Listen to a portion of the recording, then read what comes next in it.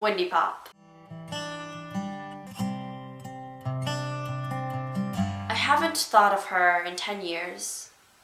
The little girl whose grand plan on a Friday night was family dinner at the only place in town, where she was happy to order Sprite, a hamburger, and fries with a spice something like paprika, who was guiltiest about the cartoon she watched past her bedtime and holding one parent's hand longer than the other.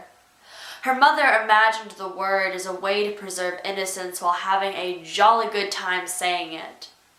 I hadn't actually realized there was any other term for that bodily function we like to call a fart, and giggle hysterically whilst placing the blame on the crisscross applesauce person that's most annoyed you today. After everyone asks what I could possibly be referring to, I stop using it.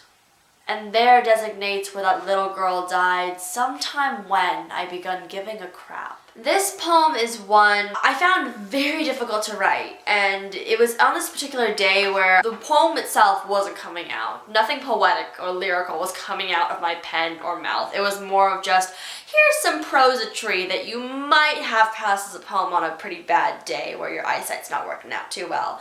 And I read it anyways, and it's probably not a poem.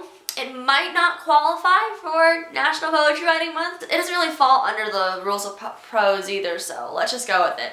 And what made it hard was the prompt itself, which was taking some sort of cultural or family-based word. This is actually very much so an easier prompt for people who have another language in their household, which I do not, and expanding upon its own personal meaning to you. Even if it is an actual valid word in another language, or you just made it up, or have a particular meaning for it in your family that is different from the colloquial one. And mine, it's definitely not the saddest thing I've ever written, but the people who were listening to me who actually hadn't heard much, if any, of my material before thought it was sad, and I was told it was dense.